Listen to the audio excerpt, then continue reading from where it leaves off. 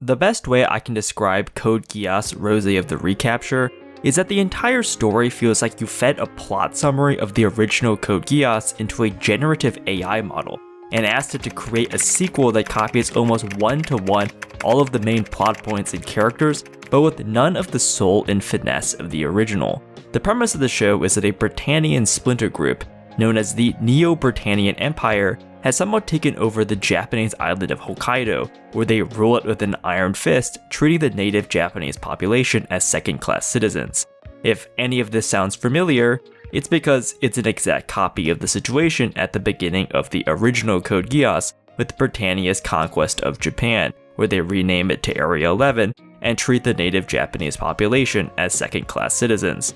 If it weren't already apparent, there will be minor spoilers for Rozé of the Recapture and major spoilers for the original Code Geass. The main character is Sakuya Sumeragi, a betrayed and cast out member of the Britannian royal family who has a Geass that allows her to control people, kind of like Lelouch. Her primary motivation is to rescue her close childhood friend who has been manipulated by the big bad on the Britannian side into becoming a figurehead for them, kind of like Donnelly. Sakuya fights alongside Ash, a Britannian assassin who has been manipulated by Sakuya into fighting for her, kind of like Rolo. In order to achieve her goals, Sakuya allies herself with a Japanese resistance group that happens to feature an ace pilot with colorful short hair who goes on to pilot the Resistance's Ace Nightmare frame that just so happens to specialize in close quarters combat, kind of like Colin. The leader of the resistance group is a former Japanese military commander who they bust out of a Britannian prison, kind of like Toto. There's also a Britannian knight who defects because he once served the protagonist's mother, kind of like Jeremiah Gottwald. I could go on and on about the similarities. The first episode even features a hamstrung chess metaphor that has zero relevance to how the game is actually played in real life. Facially, all of the elements of the original Code Geass have been recreated. All they need is Pizza Hut product placement. But the show just feels like a shallow attempt to recreate the original that feels like it fundamentally misunderstands what made the original Code Geass good. To be clear, Rozé of the Recapture isn't offensively terrible by any stretch of the imagination. And in fairness, I'm only writing this while the show is 7 episodes in, so there's always the possibility that the show will really surprise me and dramatically change my opinion. After watching episode 7, it seems like the plot is finally starting to pick up and move in an original direction. But the first 6 episodes really do feel like a hollow cash grab to prey on the nostalgia of people who grew up with the original Code Geass like myself. For starters, the show has been terribly marketed and promoted. At least anecdotally, I had no idea they were even making this sequel to Code Geass, and I only found out about the show after one of my friends sent me the first episode. When I asked my college roommate whose favorite anime was Code Geass, he told me that he also had no idea that this show was being made, a sentiment that seems pretty common poking around online. It also probably doesn't help that the show is Disney Plus exclusive for some reason. One of the biggest problems of this show is just how insanely contrived the premise is just so that it could shoehorn in an almost one-to-one recreation of the original. After Lelouch ascended to the throne of the Holy Britannian Empire, it's established that he abolished the aristocracy, with most of the Britannian nobles being either enslaved by his Geass or killed after Schneisel dropped a flea on the Britannian capital of Pendragon. Knowing this, I spent most of the first episode scratching my head, wondering who the hell these guys were claiming to be the continuation of the Holy Britannian Empire. Secondly, you have to wonder how some ragtag Britannian splinter group managed to seize control of the entirety of Hokkaido without the Black Knights and the United Federation of Nations intervening to stop them. Presumably, the Black Knights are still in control of the world's biggest military and the absolute behemoths of the Gurren and the Lancelot. So far, the only characters from the original series that have done anything are Cornelia and for some reason Nina, making you wonder why Colin or Suzaku didn't just saunter over and put an end to this whole situation. The explanation in the show is that Hokkaido is surrounded by some kind of barrier that has allowed them to repel interventions from the Black Knights. The barrier also conveniently saps energy from Sakuradite, explaining the reduction in power level from the end of Season 2 and the Resurrection movie, where seemingly everyone's nightmare is now flying around and shooting energy beams. I'm sure there's some kind of explanation for why a random Japanese island has such an overpowered force field, But it seems to me that this is just an incredibly contrived plot device to allow the writers to retread the guerrilla resistance group versus domineering Britannian military dynamic from the original Code Geass Season 1. The timeline only gets more confused in Episode 7 when it's revealed that Norland, the primary antagonist, was a Knight of the Round. He is shown talking to Bismarck, the Knight of One, begging the question of what on earth he was doing during the entirety of Emperor Lelouch's reign. As a side note, Bismarck showing up for one throwaway line has to be the most Bismarck thing ever, considering that he shows up for one scene in the original for the sole purpose of showing that Suzaku is so OP, he can defeat a guy who can literally see the future. Apparently, the explanation for all these inconsistencies is contained in a pamphlet that was only distributed to Japanese theater audiences. This has to be one of the laziest and stupidest methods of delivering exposition I've ever seen. They could have at least given us a voiceover from C2 explaining the situation. But no, the entire background setting up this show is restricted to physical flyers that only people who watched the show in Japanese theaters got to read. Complaints about world building aside, what made the original Code Geass interesting was seeing how Lelouch connives and schemes, leveraging his Geass power to slowly build up the Black Knights from a heavily outgunned and outmatched ragtag resistance group into a bona fide fighting force able to resist the Britannians on equal footing. While Lelouch succeeds more often than he fails, we see Lelouch stumble a lot, especially in the first season. Seeing Lelouch's arrogance and overconfidence constantly come back to bite him is an important part of his development as a character. After his initial success in the Shinjuku ghetto that allows him to kill Clovis, Lelouch gets lured into a trap by Cornelia, who is aware of Clovis's defeat at the Shinjuku ghetto. Cornelia is then able to turn the tide on Lelouch, trouncing this particular resistance group and nearly capturing him, with Lelouch only managing to get away because of C2's intervention. A big part of what makes Code Geass good is seeing Lelouch develop and mature over the course of the series.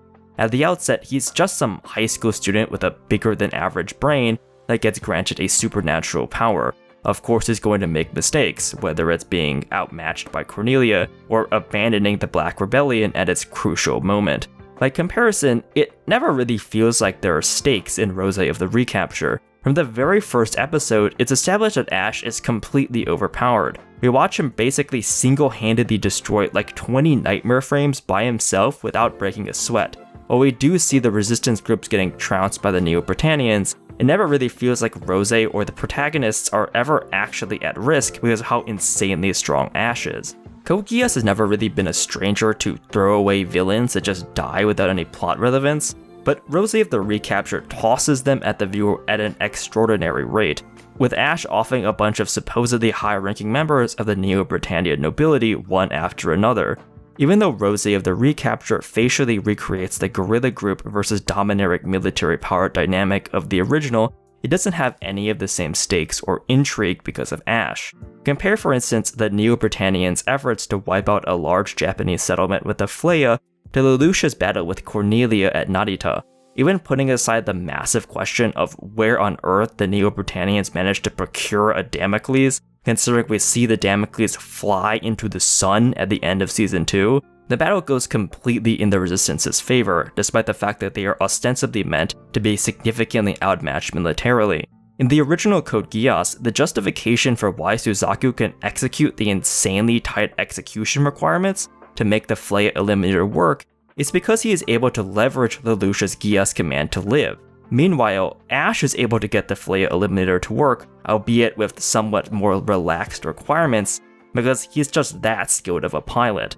On the other hand, while Lelouch is initially able to get the jump on Cornelia by setting off a massive landslide that takes out a large number of her forces, this still doesn't change the fact that the Black Knights in the Japan Liberation Front are severely outgunned. The Black Knights and the JLF rely on outdated Budais that are significantly inferior to the Sutherlands that the Britannians field. While the Black Knights have Colin's Guren, she herself is not enough to single-handedly overcome this massive disparity in forces. Colin, still being high school aged herself, is still an amateur pilot, and it shows in this battle. Cornelia is able to fight her to a draw, despite her Gloucester being an inferior unit to the Guren, and Colin eventually gets the Guren's Radiant Wave Surger disabled, forcing Lelouch to call a retreat. The best encapsulation of how Rozé just fundamentally lacks the essence of what made the original Code Geass interesting is in the super hamstrung chess reference in the first episode.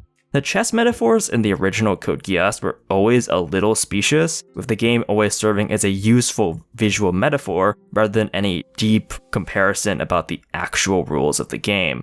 For instance, Colin's codename is Q1, signifying her importance as the Black Knight's ace pilot, much like how the Queen is the most powerful unit in chess, while the other more disposable members are given the designation of pawns. Lelouch, as the Black King, isn't merely a spectator, but an active participant in the battle. Despite being the most important piece on the board, he himself is not particularly useful in battle, which is why he operated a budai with a funny hat for much of the first season, though this metaphor gets a little strained later on when he gets the Gawain and the Shinkido.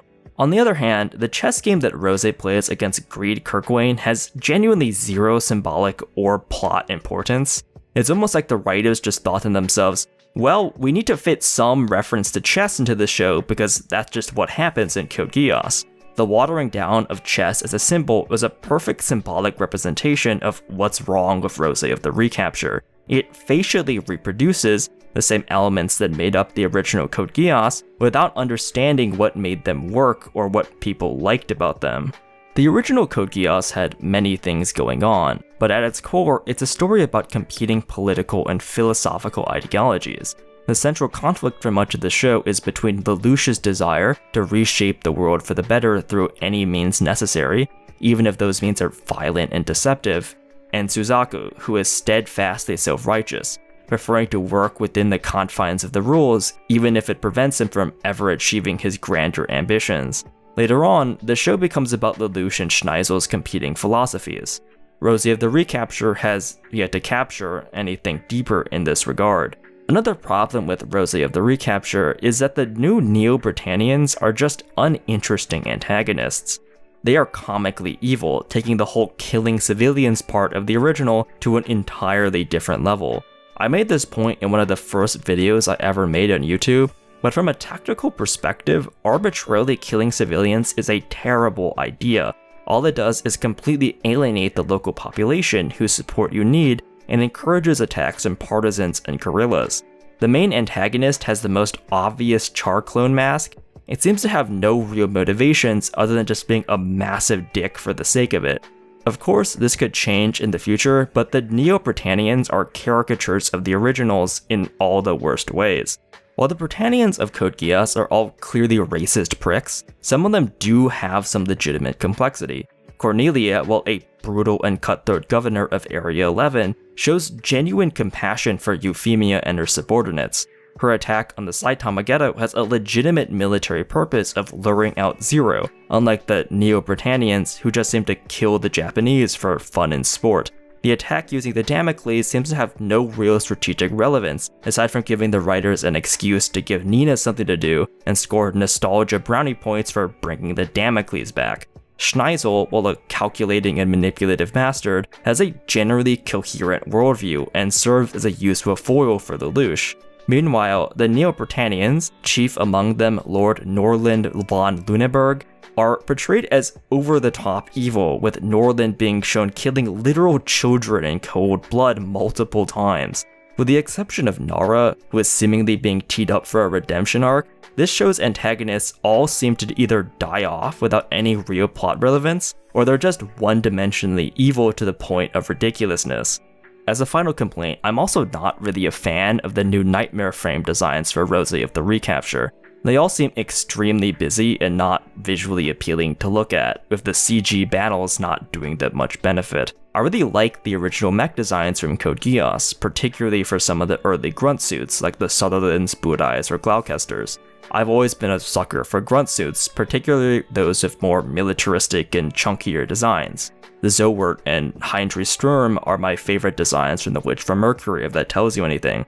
And of course, the original Lancelot and Gurren designs are iconic classics. This is a problem that the original Code Geass started running into towards the end of its run, and especially in the Resurrection movie, but the mech designs in Rozé of the Recapture are just way too busy. Ash's Z Apollo, and particularly the combined Z Ortegia, are the prime culprits here.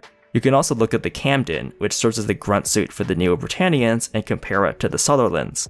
It might just be personal preference, but I would take the Sutherland's design any day of the week. Coming off The Witch from Mercury, which has some truly beautiful mech battles with some of the best sound design I've ever experienced,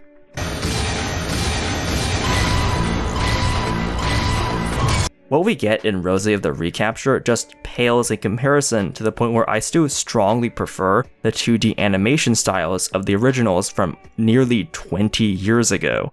The fights in Rozé of the Recapture just don't seem to have the same oomph as the original, with a lot of battles seemingly just consisting of the Z Apollo zipping around at high speeds. The broader issue seems to be that Studio Sunrise just genuinely doesn't seem to know where it wants to take the Code Geass franchise. It's not really a secret that Gundam and Mecha more generally have been in a bit of a rut for the past 20 years. While Sunrise has had some success with Iron-Blooded Orphans and more recently with The Witch from Mercury, Mecha anime has fallen pretty far from the pre-2000s era. The original Code Geass came off the heels of what was possibly the last true breakout mecha hit in the massively successful Gundam Seed and Gundam Seed Destiny. Seed Destiny aired at the highly coveted primetime 6 p.m. broadcast slot on Saturdays. While the original groundwork was being laid for Code Geass, it was assumed that the show would continue in that same time slot vacated by Seed Destiny. However, by the end of its run, Seed Destiny's ratings started to fall off a cliff because of massive production issues that forced him to stuff in a bunch of recap episodes. Because of this, Code Geass got booted from the 6 p.m. time slot to 2 a.m. While the 6 p.m. evening time slot was meant for mainstream audiences, the late night broadcast slot is generally meant for more niche otaku shows. Originally, the plot for Code Geass was meant to be more grounded and less fantastical. In an interview with Okochi Ichiro, the man who wrote the original story and series composition, he stated that the original plan for Code Geass was to have it revolve around two men from the same military unit who have competing ideals. The first character, a commander in his late 20s, got turned into Lelouch, while the second character, a teenager, got turned into Suzaku. It was only after the time slot change that the school setting and Geass were added in to appeal to the late night anime audience. Because of all of these changes in the late night time slot, no one really initially expected Code Geass to blow up into the massive success that it became. By 2008, the franchise had sold over 1 million DVDs, making it a success beyond Sunrise's wildest dreams. I get the sense that during the 2010s, Sunrise just didn't really know where to take the Gundam franchise, considering that there was a 6-year gap between Gundam 00 and Iron-Blooded Orphans, and then another 6-year gap between Iron-Blooded Orphans and The Witch from Mercury. To fill this dearth of content, the logical choice would be to start leveraging the success of the Code Geass brand. The only problem here is that the ending of the original Code Geass was a little too definitive, not leaving much room open for more considering Lelouch is dead, and he achieved his goal of creating world peace. Sunrise's first major foray into expanding the Code Geass universe was with Akito the Exiled. By focusing on the European front during the intermission between seasons 1 and 2, they conveniently sidestepped the whole ending problem, similar to what Sunrise has done with their many one-year war side stories, like Thunderbolt or the 08th MS team for the mainline UC Gundam franchise. It's been almost 10 years since I've watched the Akito movies, but I remember them suffering from broadly the same issue, where it wasn't entirely clear what direction Sunrise wanted to take this side series. The big symptom of this problem was how they kept giving Lelouch cameos during the Akito movies, but he doesn't really do anything the entire time. Lelouch's weird non-role in the Akito movies is reflective of how they both understand how critical Lelouch is to the brand of Code Geass, but they also can't quite figure out how to keep the series going without him, considering, he's supposed to be dead. So to rectify this, they went back to the drawing board and pushed out those alternate timeline movies, where they retconned Lelouch's death so that they could justify making more Code Geass content. They eventually released Code Geass Lelouch of the Resurrection in 2019, and announced that they had a grand 10-year plan for the franchise. The sense I get from Rozé of the Recapture is that they're trying to tread a similar path as what happened after the original Mobile Suit Gundam, with the original protagonist in Amado Ray transitioning into something of an elder statesman who is a supporting character in Zeta Gundam before returning to play a more prominent role in Char's counterattack.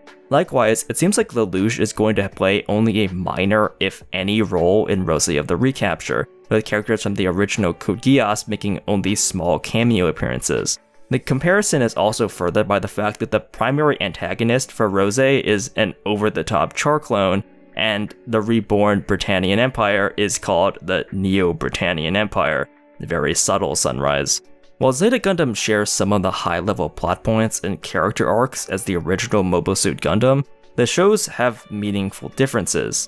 In the original, it's heavily implied that the Earth Federation is highly corrupt and pretty incompetent, making the conflict of the Titans in Zeta Gundam a logical follow-up. Camille is also a meaningfully distinct character from Amuro, even if they still go on to have the same high-level coming-of-age story.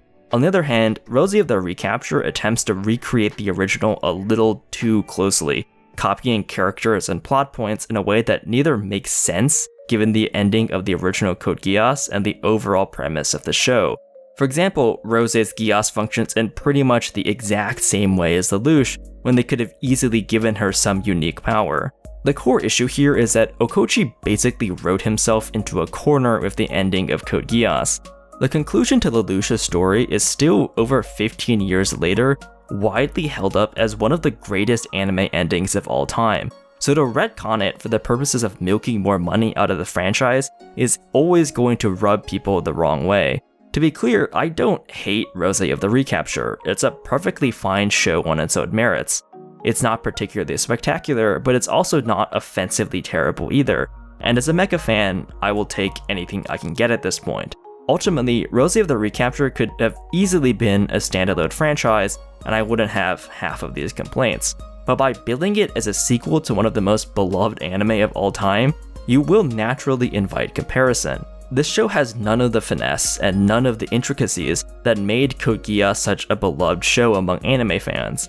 It is at best a cheap copy, and at worst actively undermines the legacy and art of the original.